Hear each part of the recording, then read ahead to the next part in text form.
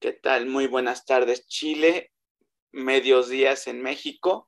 Mi nombre es Alonso Hernández, es el nombre social, el nombre legal, Miguel Alonso Hernández Victoria, y soy director de archivos y memorias diversas, eh, coordinador del taller de los martes, coordinador del seminario histórico, administrador del obituario LGBTI mexicano.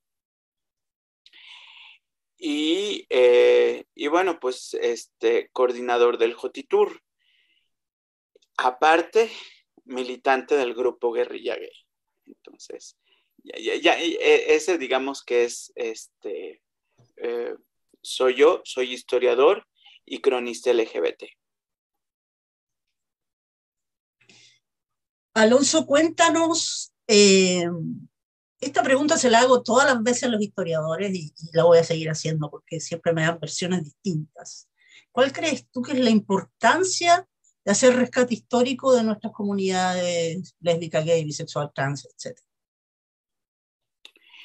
Bueno, la importancia radica en la historia nos ayuda a comprender quiénes somos en el hoy, y a partir de quiénes fuimos en el ayer o quiénes no fuimos en el ayer. Y en en esta comparación entre no identidades e identidades, hacer una ruta de cómo hemos evolucionado como identidades y como colectivos, como poblaciones e inclusive como comunidades, ¿no? Entonces, la importancia radica en descubrirnos en el pasado, encontrarnos en el pasado y a partir de ahí asirnos a al presente. Eh, Porque no distamos de muchos pueblos, de muchas otras identidades que necesitan encontrarse en el pasado para enclavarse en el presente y mirar al futuro. O sea, el podernos recorrer en nuestra historia nos hace sentirnos partícipes de procesos históricos que a veces se nos son negados, ¿no? A pesar de que estamos presentes de una u otra forma en las historias nacionales o regionales.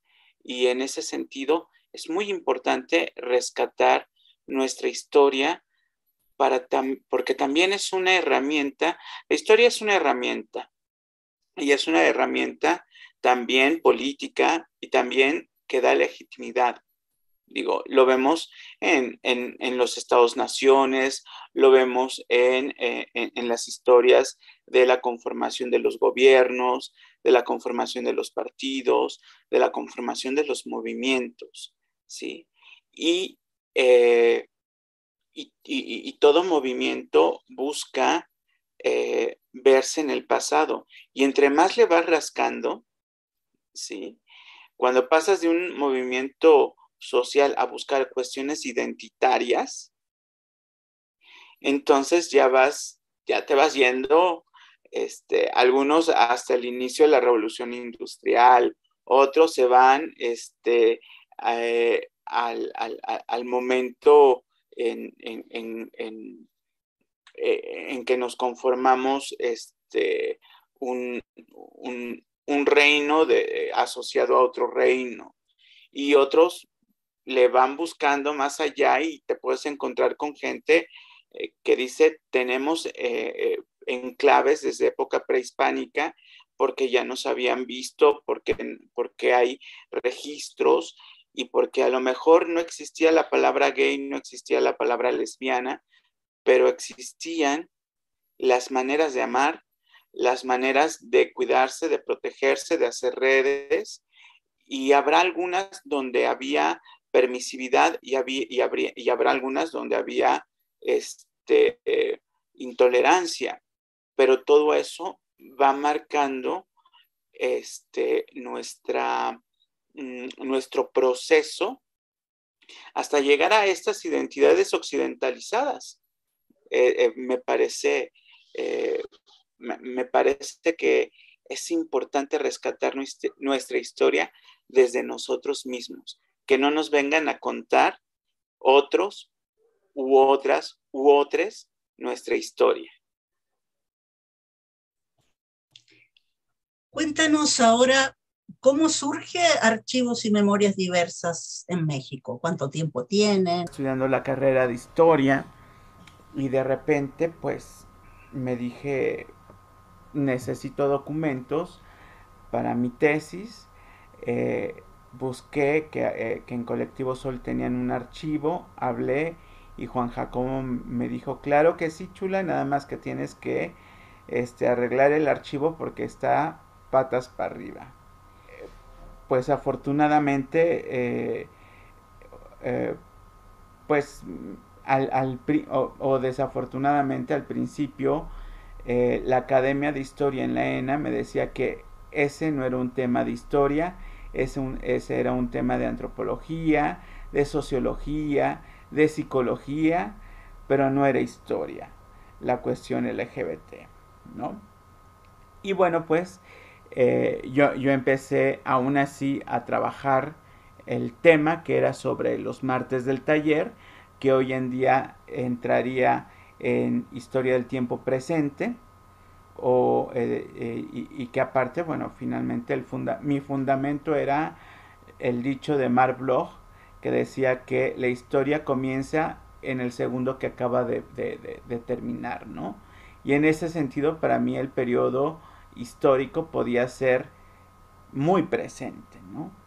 Y los martes del taller en aquel entonces, pues no los había dejado Guerrilla Gay, ¿no? Que era el periodo que me interesaba en ese momento, y y del cual no encontraba pues más que historia oral, ¿no? Preguntando, y estaba en el AGN buscando, estaba ayudando a una investigación sobre la leche en México, y y de repente me topé con un amigo etnohistoriador y empezamos a hablar de que faltaban fuentes. Él estaba haciendo su tesis sobre Cotita de la Encarnación, un personaje somético de la época novohispana, y me decía que hacía falta fuentes para nuestra historia, y le dije totalmente de acuerdo, y de ahí salió la idea de crear un archivo propio, Archivos y Memorias Diversas. Como los dos éramos estudiantes de la ENA, pues evidentemente nuestra referencia antropológica, filoprehispánica y demás, salió con que el logo iba a ser el caracol, ¿no? Porque el caracol pues es un repositorio donde pueden entrar desde desde el sonido, puede salir el sonido. O sea, el caracol es un elemento eh, que aparte es la casa del molusco. Entonces vimos en el caracol la manera de decir, para nosotros Archivos y Memorias Diversas es un caracol que nos va a permitir llenarlo de voces, llenarlo de historias, y al mismo tiempo darle la facilidad de que esas voces e historias se propaguen, ¿no? Pensando en cómo se utilizaba el caracol en tiempos prehispánicos, ¿no? Y y le pusimos Archivos y Memorias Diversas porque en ese momento, y seguimos pensándolo, no nada más era la cuestión documental, el papel, sino también la historia oral, la memoria de las personas, y diversas porque pensamos en que tenían que ser no nada más los activistas, sino la gente de pie, porque con ella se enriquece muchísimo más la historia, o incluso nos hemos dado cuenta de que dos personas que vivieron un mismo hecho te lo narran de manera distinta, ¿no? Y lo viven de manera distinta, y esa es la riqueza de la historia. No existe una verdad absoluta. existe la posibilidad de encontrar en diversas historias la posibilidad de un hecho, ¿no? Entonces, el lema fue rescatando nuestra historia con orgullo, porque también el lema implica muchas cosas, implica nuestro leitmotiv y el cómo se iba a rescatar, ¿no? Con orgullo.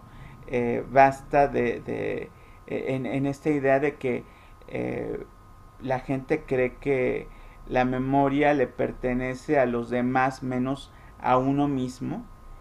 El rescatarla con orgullo es también empoderarse de la memoria propia, ¿no? Y de esto nos dimos cuenta cuando se empezó a trabajar el obituario LGBTI mexicano. Mucha gente, inclusive hasta la fecha, siempre me dice cuando descubro que alguien falleció y que a esa persona tenía algún amigo que yo conociera, casi siempre dicen, déjame preguntarle a la familia, déjame preguntarle al marido, déjame preguntarle al novio, como si nuestra memoria no fuera lo suficientemente importante para rescatar a las personas que se han ido y tengamos que pedirle permiso al otro para recordarlo, ¿no? Entonces es también como es como Archivos y Memorias Diversas se ha convertido tanto en un reducto de memoria como en un acto de resistencia, ¿no?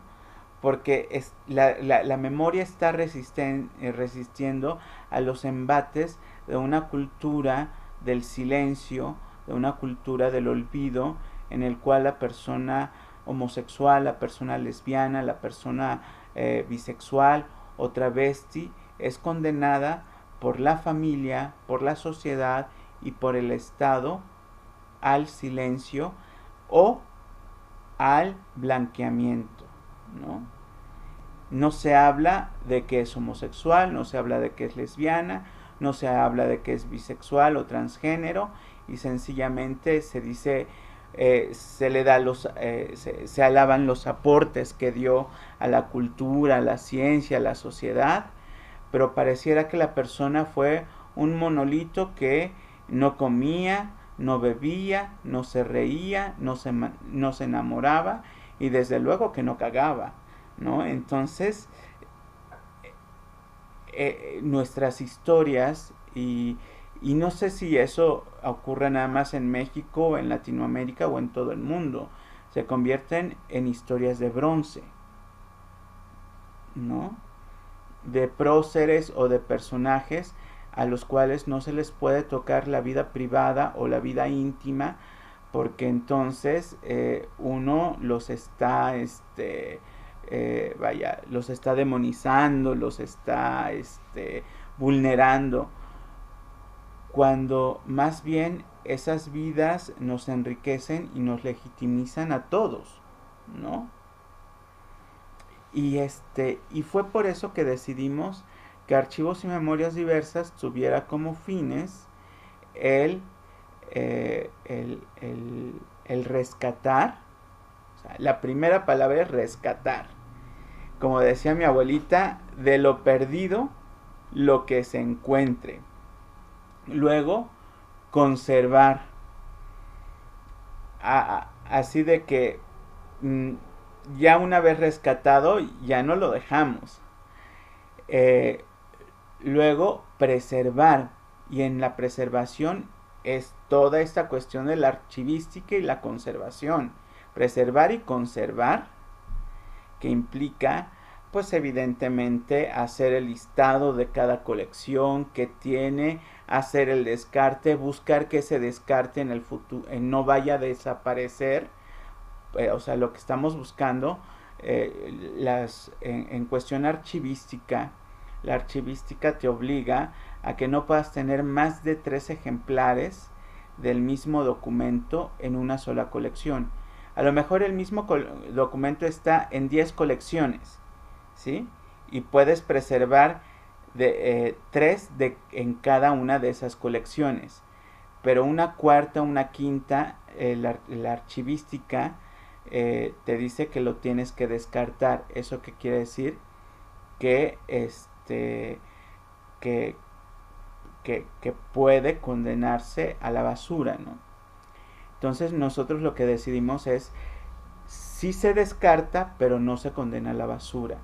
Estamos haciendo un proyecto para que esos documentos que usualmente irían a la basura se vayan a otros archivos, ¿no? Con el fin de que de evitar la destrucción de esos posibles otros referentes, ¿no? Y conservar y difundir finalmente algo que se tiene que hacer. Todo archivo tiene que difundir, por eso Archivos y Memorias Diversas hace un montón de cosas, o sea, hace el obituario, hace el seminario histórico LGBTI mexicano, hace los martes hace los martes del taller, hace el Jotitour, y todo eso sirve para provocar discusión, reflexión, la memoria, para apoyar de alguna manera los nuevos trabajos de investigación de la historia de la historia y cultura LGBTI mexicana, ¿no? Durante un tiempo estuvo celebrándose el seminario en octubre, hasta que vimos que había otras actividades en octubre que empezaban a competir con el seminario, y dijimos, adiós ego, bienvenido noviembre, mes de la historia LGBTI mexicana, porque en noviembre nació Sor Juana Inés de la Cruz, referente lésbico. Se dio el juicio de Cotita la Encarnación, que englobaba a personas, a hombres, a varones homosexuales, bueno, digamos sométicos, que tenían prácticas transvestis algunos eran casados, entonces ahí podía haber hombres homosexuales, bisexuales y personas trans, ¿no?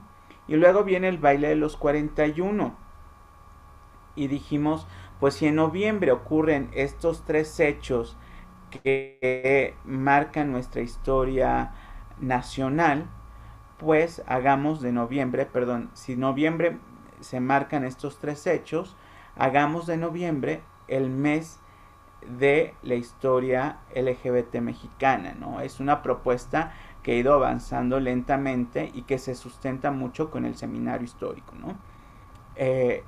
Pero vaya, no hemos hablado de las colecciones de Archivos y Memorias. Las colecciones principalmente son colecciones de personas que han vivido de cerca parte del activismo LGBT, sobre todo de los años 80 y 90, ¿no? Entre las colecciones que está la de Javier Lizárraga, del grupo Guerrilla Gay y de Lambda, el de Elvia Martínez, del grupo Icatiani, están Javier Sige, que fue un actor que apoyó muchas cosas LGBT, está Pablo Leder, que fue cineasta y productor de teatro, está parte de la colección de Luis González de Alba, que fue pues uno de los tanto empresario como activista gay, y vaya, pues poco a poco se va llenando. Llevamos como aproximadamente como 22, 23 fondos documentales. Algunos, bueno, pues son puras revistas. Ya ves que México tuvo su producción de revistas gays, ¿no? Macho Tips, Hermes del otro lado. Y bueno, pues estamos buscando primero hacer como una colección completa de cada una, después la colección de respaldo, Y bueno, pues ya las que se vayan haciendo después ya serán para eh, con esto de que marca la archivística, pues ya las estaremos dando en intercambio con con otros archivos al interior o al exterior del país. Y estamos provocando que haya más archivos, ¿no? Hay, por ejemplo, desde hace tiempo, antes de Archivos y Memorias Diversas, se conformó, sin que nosotros lo supiéramos, el archivo de Jaime Cobian, que está en Códice, allá en Guadalajara. Existe el archivo de Patlatonali, pero por ejemplo, pues hoy en día no sabemos cómo sigue funcionando, ¿no? Y hay muchas organizaciones que han desaparecido y con ellas desaparecieron sus archivos, si es que los tuvieron, ¿no? Entonces estamos en una búsqueda insensata e insensante de encontrar esos archivos, ¿no? De hacerles ver a las personas que, bueno, Archivos y Memorias ya es una asociación civil y en ese sentido, no importa que en el futuro yo no vaya a estar, habrá alguien que esté como responsable de esos archivos, ¿no? Entonces, hemos crecido poco a poco eh, con esta cuestión de, inclusive del descarte, nos está ayudando a hacer un proyecto que se llama Arca México y que tiene que ver con la participación de archivos y memorias diversas en la reunión de archivos, bibliotecas, museos y colecciones especiales en Berlín en 2019. Y ahí, yendo al Museo Gay o el Museo Maricón de Berlín, subí a la parte del archivo y biblioteca y me di cuenta que de México solamente tenían un libro como de aquellos que seguramente tú conociste, de Editorial Salvat, de, de, de, este, de la sexualidad en tiempos prehispánicos, eso en la biblioteca, ¿no? Y luego pedí en el archivo si tenían algo de México. 3 notitas en alemán, una de ellas sobre Nancy Cárdenas y cuatro digamos, 4 flyers del grupo Ike de Tijuana. Y entonces les pregunté que si aceptaban donaciones de material y me dijeron que sí. Y entonces me dije, así como en Alemania han de tener poco de México, seguramente habrá otros archivos que no tengan nada de México y sería bueno que tuvieran de nuestro país. Fomentar esta cultura de intercambio entre archivos LGBT, entre museos LGBT, para que ese material que se va al descarte, que se va a la basura prácticamente, ¿no? En lugar de irse a la basura, se vaya a otros museos y a otros archivos, donde alguien pueda encontrar una riqueza o el pretexto para venir a México y buscar más sobre la historia LGBT mexicana, ¿no?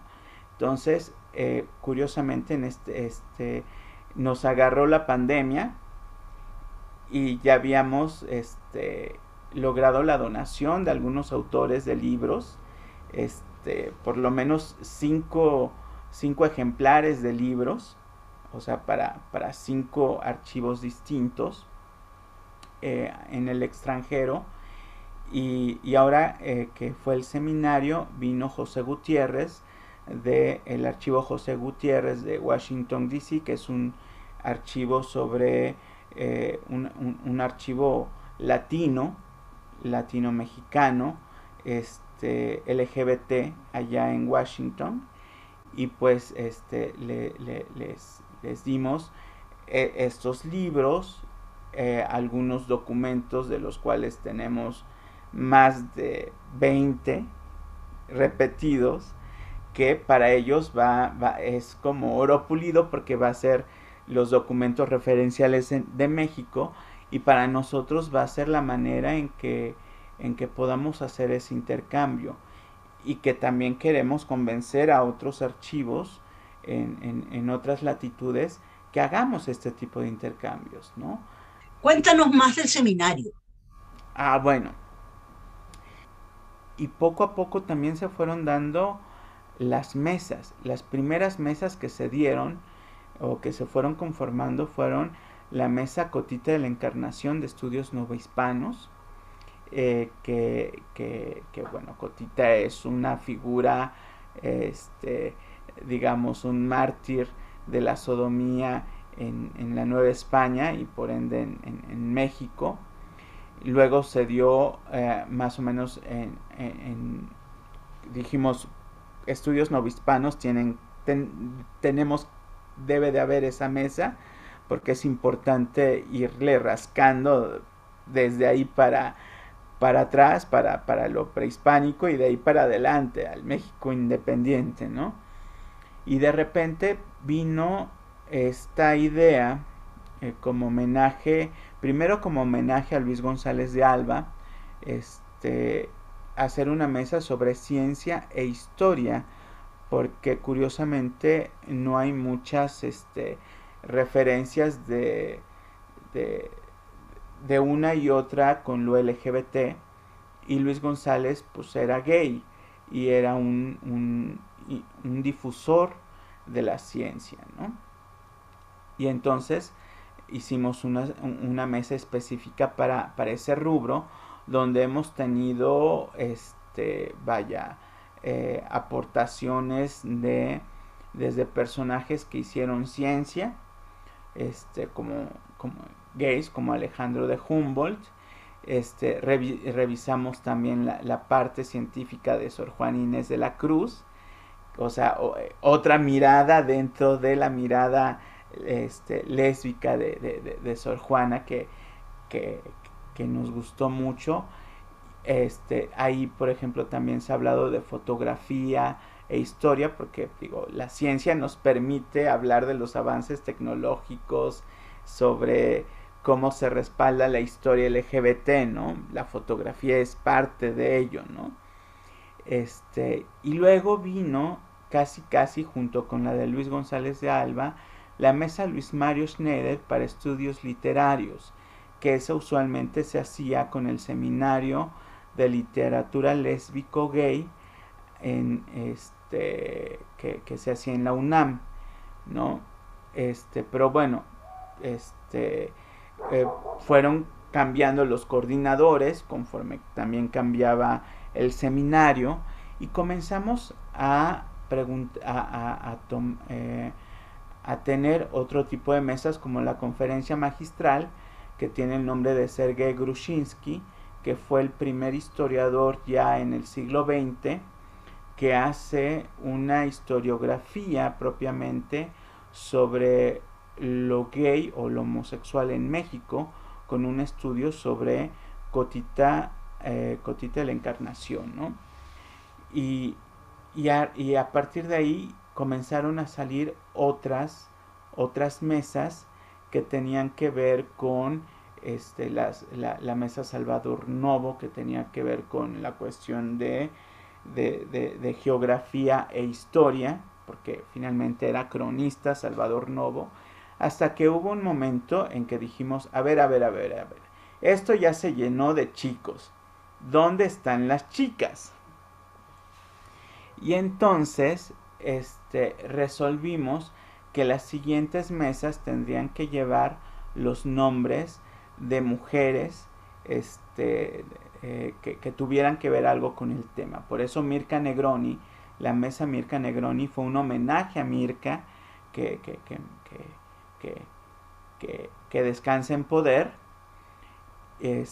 como dicen, y que tenía que ver con estudios de migración, porque finalmente Mirka Negroni fue una migrante que trabajó en México, y era muy importante, sobre todo para estas mesas de migración, hacer el énfasis en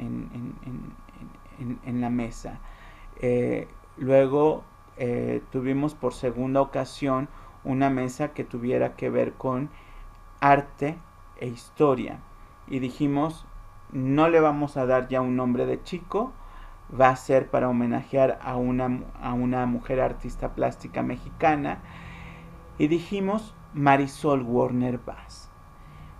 Porque aparte, digo, ni Mirka ni Marisol se les ha dado el espacio y el momento eh, que, que, que, tuvieron en la historia, ¿no? Marisol, que fue la pareja de Adela Fernández, la hija del Indio, fue una gran escultora. De hecho, sus esculturas son de las pocas que casi en su totalidad compró Carlos Slim, ¿no? O sea, la importancia de, de Marisol Warner Bass como escultora es enorme y es poco recordada en México, ¿no? Y aparte fue como una parte de decir, es que también hay que visibilizar a las mujeres lesbianas, ¿no? Las mujeres lesbianas están tremendamente invisibilizadas en la historia, inclusive en la historia LGBT mexicana, ¿no?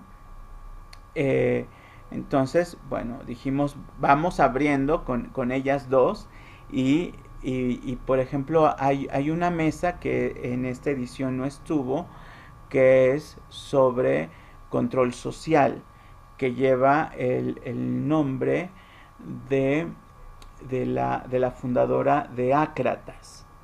Es Marcela Olavarrieta, la fundadora de Ácratas, y como ella vivió en carne propia la cuestión de las terapias de conversión, quisimos honrarla con la mesa de control social, porque también ha habido estudios históricos sobre cómo ha habido un control social sobre nuestra sexualidad, ¿no?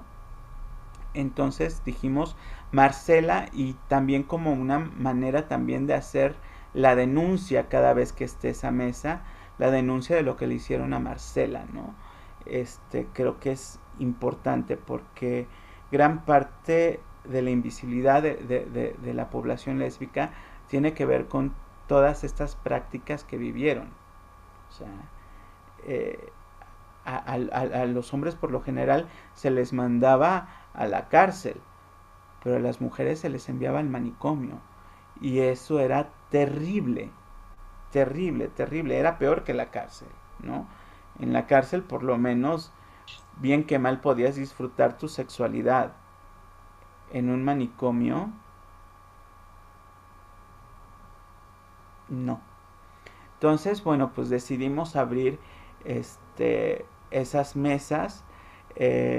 También, bueno, pues este año hubo un interés por mandar, digamos, en la convocatoria. La convocatoria te permitía mandar textos sobre migración, que era el tema fundamental, o mandar textos que tuvieran que ver con alguna de, o, con las mesas que ya se tenía, pero esta vez hubo dos en específico que tenían que ver con personajes trans en la literatura, y dijimos, Carlos Balmori es un personaje novelesco en la historia social del México posrevolucionario, creado por Conchita Jurado, una actriz que ya de mayor edad, que decidió trasvestirse y crearse un personaje llamado Carlos Balmori, y a partir de ahí hacer fiestas y burlarse de la sociedad y de sus prejuicios, ¿no? Y entonces, como era un personaje muy novelesco, dijimos, pues para la literatura trans queda muy bien Carlos Balmori, ¿no? Entonces, también por esta idea de que así como las personas bisexuales son sumamente, pues también invisibilizadas, de repente muchos no sabemos de las personas trans masculinas. Por lo general se habla de lo trans femenino. Entonces dijimos, Carlos Balmori creo que tiene mucho que ver por esta vida de novela, y va.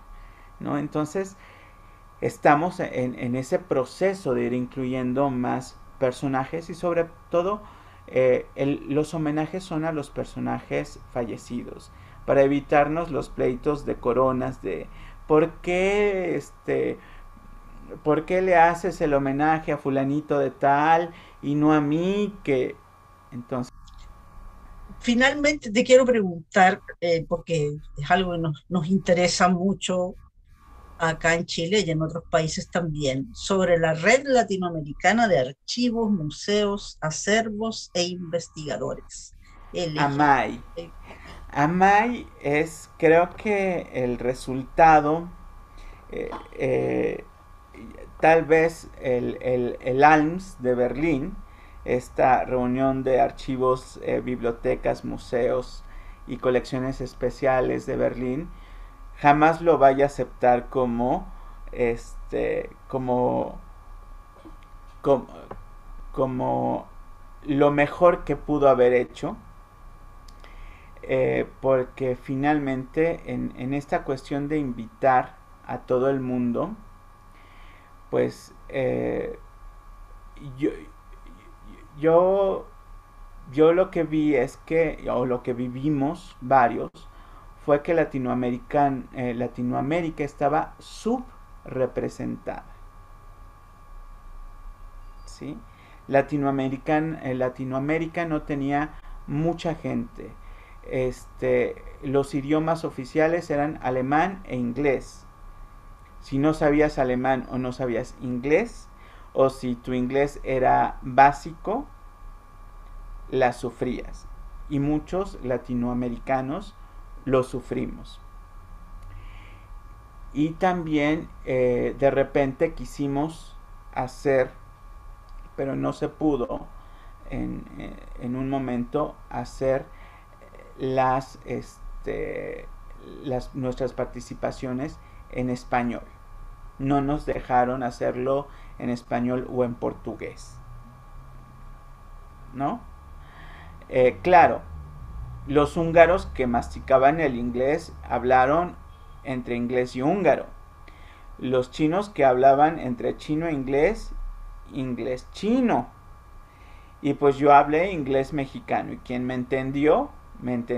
Y quien no me entendió, pues triste su calavera, ¿no?